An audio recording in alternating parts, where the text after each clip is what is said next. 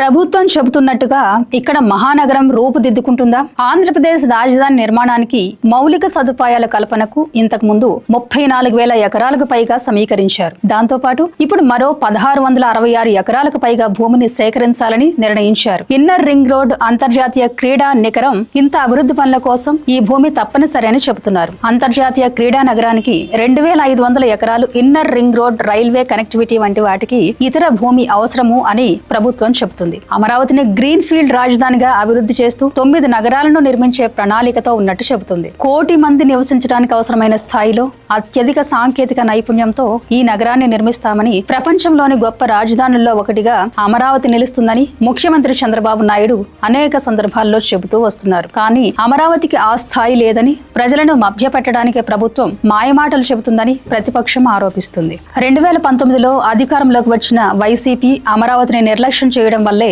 అభివృద్ధి నిలిచిపోయిందని, తాము అమరావతిని అభివృద్ధి చేసి భావితరాలకు అందజేస్తామని సీఎం చెబుతున్నారు. ఇప్పటి వరకు అమరావతి నగర నిర్మాణానికి 49,000 కోట్ల విలువైన 78 ప్రాజెక్టులు పూర్తయ్యాయని, మరో 50,000 కోట్ల విలువైన 90 ప్రాజెక్టులకు టెండర్ క్లియర్ అయిందని ప్రభుత్వం ప్రకటించింది. అమరావతి నగర నిర్మాణానికి మొత్తం 64,721 కోట్లు ఖర్చు అవుతుందని ప్రభుత్వం అంచనా వేసింది. గత ఏడాది బడ్జెట్ లో అమరావతి ప్రాజెక్టు కోసం 6,000 కోట్లు కేటాయించారు. అలాగే తాజాగా ప్రవేశపెట్టిన బడ్జెట్ లో మరో 1,129 కోట్లు కేటాయించారు. 2016లో తాత్కాలిక సచివాలయం కోసం 230 కోట్లు ఖర్చు చేశారు. రాజధాని నిర్మాణం కోసం ప్రధానంగా అంతర్జాతీయ సంస్థల నుంచి ప్రభుత్వం అప్పులు తెస్తుంది. ప్రపంచ బ్యాంక్ ఈ 2 సంస్థలు కలిసి మొదటి దశ అభివృద్ధి కోసం 13,600 కోట్ల రుణాన్ని మంజూరు చేశాయి. ఇందులో భాగంగా కేంద్రం నుంచి ఇప్పటికే 4,200 కోట్లు విడుదలయ్యాయి. అలాగే హడ్కోతో 11,000 కోట్ల రుణ ఒప్పందం కుదిరింది. మరోవైపు national bank for financing infrastructure and development నుంచి 7,500 కోట్ల రుణం తీసుకునేందుకు ప్రభుత్వం ఇటీవల గ్యారంటీ ఇచ్చింది. ఇవే కాకుండా జర్మనీకి చెందిన KfW బ్యాంక్ 5,000 కోట్ల రుణం ఇస్తుంది. అమరావతి నిర్మాణంలో విభజన చట్టం ప్రకారం కేంద్రం మొదటి దశలో 15,000 కోట్లు సమకూరుస్తానని హామీ ఇచ్చింది. ఇందులో కొంత భాగాన్ని ఇప్పుడు మనం చెప్పుకున్న రుణాల ద్వారా భర్తీ చేస్తానని ప్రకటించింది. ఏపీ ప్రభుత్వం అమరావతికి నిర్మాణానికి ఖర్చును ప్రజల నుంచి పన్నుల రూపంలో కాకుండా భూముల క్రయ విక్రయం, భూముల అమ్మకాల ద్వారా లేదా రుణాల ద్వారా భర్తీ చేస్తామని ప్రకటించింది. చంద్రబాబు మొదటి దశ ముఖ్యమంత్రిగా ఉన్నప్పుడు రైతుల నుంచి 34,000 ఎకరాలు రాజధాని నిర్మాణం కోసం సేకరించారు. ప్రపంచమంతా ఆశ్చర్యపోయే రీతిలో నవనగరాలు నిర్మిస్తామని హామీ ఇచ్చారు. వీటి డిజైన్ల కోసం సింగపూర్, లండన్ల నుంచి నిపుణులను రప్పించారు. ప్రముఖ ఆర్కిటెక్చర్ డిజైన్లు చేయించారు. కానీ 2019లో అధికారం కోల్పోయే నాటికి అమరావతిలో తాత్కాలిక నిర్మాణాలు మాత్రమే ఏర్పాటయ్యాయని, భూములు ఇచ్చిన రైతులకు రిటర్న్ ప్లాట్స్ ఇవ్వలేదని ఆరోపణలు వచ్చాయి. అలాగే తెలుగుదేశం నేతలు ఈ ప్రాంతంలో భారీగా భూములను కొనుగోలు చేశారని వైసీపీ నేతలు ఆరోపించారు. జగన్ ప్రభుత్వం 3 రాజధానులు అన్న నినాదంతో అధికారంలోకి వచ్చింది. విశాఖలో కార్యనిర్వాహక రాజధాని, అమరావతిలో శాసన రాజధాని, కర్నూలులో న్యాయ రాజధాని ఏర్పాటు చేస్తామని ప్రకటించింది. 2020లో ఈ మేరకు చట్టం తెచ్చింది. అయితే దీనిపై అమరావతి రైతులు తీవ్ర స్థాయిలో ఆందోళన చేపట్టారు. భూమి సమీకరణ సమయంలో ఇచ్చిన ఒప్పందాలను ఉల్లంఘించారని ఆరోపించడమే కాకుండా హైకోర్టును ఆశ్రయించారు. దాంతో 2021 చివరలో 3 రాజధానుల చట్టాన్ని ప్రభుత్వం రద్దు చేసింది. మరింత సమగ్రమైన, మెరుగైన చట్టాన్ని తీసుకొస్తామని ప్రభుత్వం ప్రకటించింది. అమరావతిని రాజధానిగా అభివృద్ధి చేయాలని హైకోర్టు తీర్పు ఇవ్వడంతో ప్రభుత్వం సుప్రీంకోర్టును ఆశ్రయించింది. అమరావతి ఏకైక రాజధాని అని, రాజధాని మార్చే అధికారం రాష్ట్ర శాసనసభకు లేదని హైకోర్టు ఇచ్చిన తీర్పుపై సుప్రీంకోర్టు స్టే విధించింది. హైకోర్టు సూచించిన మేరకు 6 నెలల్లో అమరావతి నిర్మించాలని ఆదేశం అలా నిలిచిపోయింది. 2024 ఎన్నికల తర్వాత ఆంధ్రప్రదేశ్ లో ప్రభుత్వం మారింది. ముఖ్యమంత్రిగా బాధ్యతలు చేపట్టిన చంద్రబాబు నాయుడు అమరావతిని రాజధానిగా కొనసాగిస్తామని, దాన్ని ప్రపంచ స్థాయి నగరంగా అభివృద్ధి చేస్తామని ప్రకటించారు. 3 రాజధానుల అంశంపై సుప్రీంలో విచారణలు వాయిదా పడుతూ వస్తుంది. 2025 మేలో జగన్ తాము అమరావతిని వ్యతిరేకించలేదని, 3 రాజధానుల అంశం తమ ఎజెండాలో లేదని స్పష్టత ఇచ్చారు. ఆంధ్రప్రదేశ్ శాశ్వత రాజధానిగా అమరావతికి చట్టబద్ధత కల్పించేందుకు బడ్జెట్ సమావేశాల్లోనే బిల్లు పెట్టేందుకు కేంద్రం సిద్ధమవుతుంది. దీనికి సంబంధించిన ఫైల్ కి కేంద్ర హోంశాఖ ఇప్పటికే ఆమోద ముద్ర వేసింది. న్యాయశాఖ, పట్టణాభివృద్ధి శాఖలతో పాటు మరో 2 శాఖల అభిప్రాయాలు తీసుకున్న తర్వాత దాన్ని కేంద్ర కేబినెట్ ముందు తీసుకొస్తారు. కేబినెట్ ఆమోదించిన తర్వాత దాన్ని పార్లమెంట్ లో ప్రవేశపెడతారు. విభజన చట్టంలో రాష్ట్ర రాజధానిగా ఏ ప్రాంతం ఉండాలనేది పూర్తిగా రాష్ట్ర ప్రభుత్వ నిర్ణయం. ఈ మేరకు టీడీపీ ప్రభుత్వం 2014లో అమరావతి ఎంపీపీ చేసింది. ఇప్పుడు మళ్లీ టీడీపీ నేతృత్వంలోని ఎన్డీఏ కూటమి అధికారంలోకి రావడంతో కోరింది. 2024 జూన్ 2తో ఉమ్మడి రాజధాని గడువు ముగియడంతో ఏపీకి ప్రత్యేక శాశ్వత రాజధాని ప్రకటించాల్సిన పరిస్థితి ఉందని చెప్పింది. అదే రోజు నుంచి అంటే 2024 జూన్ 2వ తేదీ నుంచి అమరావతిని రాజధానిగా ప్రకటించాలని ఏపీ ప్రభుత్వం కేంద్రాన్ని కోరింది. దీంతో ఇప్పటి వరకు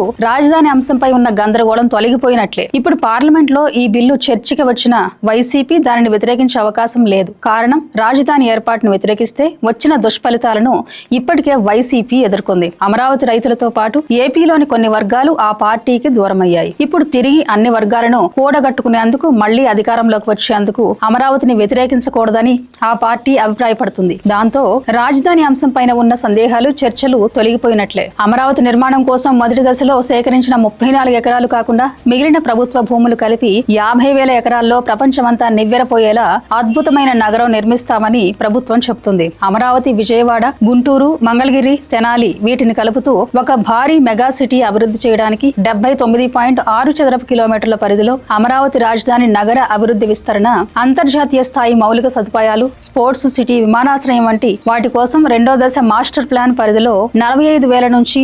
17,50,347 ఎకరాల వరకు భూమి అవసరమని ప్రణాళిక రూపొందిస్తున్నారు. ఇప్పటికే సేకరించిన భూమిలో చాలా వరకు ఖాళీ ఉందని, కొత్తగా భూసేకరణ అవసరం లేదని ప్రతిపక్షాలు, కొందరు రైతులు ఆందోళన వ్యక్తం చేస్తున్నారు. Inner ring road, sports city, ఇతర పరిశ్రమల ఏర్పాటుకు భూమి అవసరమవుతుందని, వీటి ద్వారా ఉపాధి కల్పన పెరుగుతుందని ప్రభుత్వం వాదిస్తోంది. గతంలో సేకరించిన 54 ఎకరాల్లో ఇంకా పెద్ద ఎత్తున భూమి అభివృద్ధి కాకుండా ఉందని, దానిని సద్వినియోగం చేసుకోవాలని నిపుణులు సూచిస్తున్నారు. అవసరమైతే ఆంధ్రప్రదేశ్ పారిశ్రామిక మౌలిక సదుపాయాల సంస్థ ఏపీఐఐసి వద్ద ఉన్న ఖాళీ భూములను సద్వినియోగం చేసుకోవాలని ప్రతిపక్షాలు సూచిస్తున్నాయి. అయితే ప్రభుత్వం ఇవేవీ పెట్టలేదు. భూసేకరణకు నడుం బిగించింది, సేకరిస్తూనే ఉంది. 2028 మార్చి నాటికి అమరావతి పనులు పూర్తవుతాయని చంద్రబాబు పేర్కొన్నారు. అమరావతి నిర్మాణానికి స్వచ్ఛందంగా ముందుకొచ్చిన రైతులకు ఆయన ధన్యవాదాలు చెప్పారు. ప్రపంచంలో ల్యాండ్ పూర్తికి తరహాలో రాజధాని ఏర్పాటు చేయడం మరి అక్కడ జరగలేదని, అది అమరావతి ప్రత్యేకమని ఆయన చెప్పారు. దేశం మొత్తం గర్వపడేలా అమరావతిని తీర్చిదిద్దుతాం, టెక్నాలజీని అందిపుచ్చుకునే హబ్ గా మారుస్తాం. 7 జాతీయ రహదారులు అమరావతికి అనుసంధానం కానున్నాయి. రహదారులతో కనెక్టివిటీ పెరుగుతుంది. కంపెనీలు అమరావతి వైపు చూస్తాయి అని ఆయన చెప్పారు. అమరావతిలో 1334 కోట్లతో బ్యాంకులు, బీమా సంస్థల ప్రధాన కార్యాలయాలు, దాదాపు 15 బ్యాంకులు ఇక్కడ ఏర్పాటు అవుతుంది. వీటి నిర్మాణానికి కేంద్ర మంత్రి నిర్మలా సీతారామన్ ఇక్కడికి వచ్చారు. ప్రపంచంలోనే తొలిసారిగా ఒకేసారి 15 బ్యాంకులకు శంకుస్థాపన చేసే కార్యక్రమం అమరావతిలో చోటు చేసుకుందని ఆమె చెప్పడమే కాదు, ఇక్కడ ఏర్పాటు చేసిన బ్యాంకులో అమరావతి నిర్మాణం కోసం భూములు ఇచ్చిన రైతులను ఆదుకోవాలని ఆమె చెప్పారు. విభజన తర్వాత అన్ని విధాలా వెనుకబడ్డ ఆంధ్రప్రదేశ్ కి కేంద్రం సహకరిస్తుందని ఆమె ప్రకటించారు. ఆర్టిఫిషియల్ ఇంటెలిజెన్స్ కి సంబంధించి రాష్ట్రంలో 2 జిల్లాల్లో శిక్షణ కేంద్రాలు ఏర్పాటు చేస్తామని కూడా చెప్పారు. సాఫ్ట్వేర్ ఉద్యోగుల కోసం క్వాంటమ్ వ్యాలీ ఎంతగా ఉపయోగపడుతుంది అన్నారు. సైన్స్ సబ్జెక్టుల మీద దృష్టి పెట్టేందుకు సైన్స్ ప్లానిటోరియం ఎడ్యుకేషన్ ఇక్కడ ఏర్పాటు చేశారు. మొత్తం మీద అమరావతి నిర్మాణంలో తాము కూడా కీలక పాత్ర పోషిస్తున్నట్లు కేంద్రం పలు దఫాలుగా చెబుతూ వస్తుంది. కూటమి ప్రభుత్వం అధికారంలోకి వచ్చిన తర్వాత అమరావతి ప్రధాని మోడీ చేతుల మీదుగా అమరావతి పునర్నిర్మాణ పనులకు శ్రీకారం చుట్టారు. కేంద్ర సంస్థల నుంచి అవసరమైన తోడ్పాటు అందిస్తామని పేర్కొన్నారు. ఇప్పుడు బడ్జెట్ లో కూడా ఏపీకి ప్రత్యేకంగా అభివృద్ధి కోసం బడ్జెట్ కేటాయింపులు చోటు చేసుకున్నాయని ప్రభుత్వం భావిస్తుంది. మౌలిక సదుపాయాలు, తయారీ రంగం, ఆర్టిఫిషియల్ ఇంటెలిజెన్స్ వంటి అంశాలకు బడ్జెట్ లో ప్రాధాన్యం ఇచ్చారు. ఏపీలో హైదరాబాద్, బెంగళూరు, హైదరాబాద్, చెన్నై హైస్పీడ్ రైల్ కారిడార్ల ద్వారా మౌలిక సదుపాయాల అభివృద్ధికి సంకల్పించారు. Vizag, Chennai industrial corridor, Google వంటి సంస్థల డేటా సెంటర్లతో ఉపాధి కల్పనకు అవకాశం ఇచ్చారు. అరకు ప్రాంత పర్యాటకం, పులికాడ్ సరస్సు అభివృద్ధి, వలస పక్షుల సంరక్షణకు ప్రత్యేక నిధులిచ్చారు. అమరావతి, విశాఖపట్నం, తిరుపతి నగరాల చుట్టూ మౌలిక సదుపాయాల అభివృద్ధికి నిధులు ప్రకటించారు. ఈ బడ్జెట్ రాష్ట్ర ప్రయోజనాలకు ప్రాధాన్యం ఇచ్చేలా ఉందని, దీన్నే స్ట్రక్చర్ ట్రాన్స్ఫర్మేషన్ గా చంద్రబాబు చెబుతున్నారు. మరోవైపు వైసీపీ నేతలు ఈ బడ్జెట్ లో ఏపీకి ప్రత్యేక హోదా లేదా ప్రత్యేక ప్యాకేజీ గురించిన స్పష్టమైన హామీలు లేవని, ఆశించిన స్థాయిలో నిధులు రాలేదని చెబుతున్నారు. కూటమి ప్రభుత్వం అమరావతిపై పూర్తి స్థాయిలో ఫోకస్ చేస్తుంది. 3 ఏళ్లలో రాజధానిలో బేసిక్ నిర్మాణాలు పూర్తి చేసి ఒక రూపు తీసుకురావాలని ముందుకెళ్తుంది. 2028లోనే ఈ పనులు పూర్తి కావాలని లక్ష్యం పెట్టుకోవడం వెనుక కారణాలను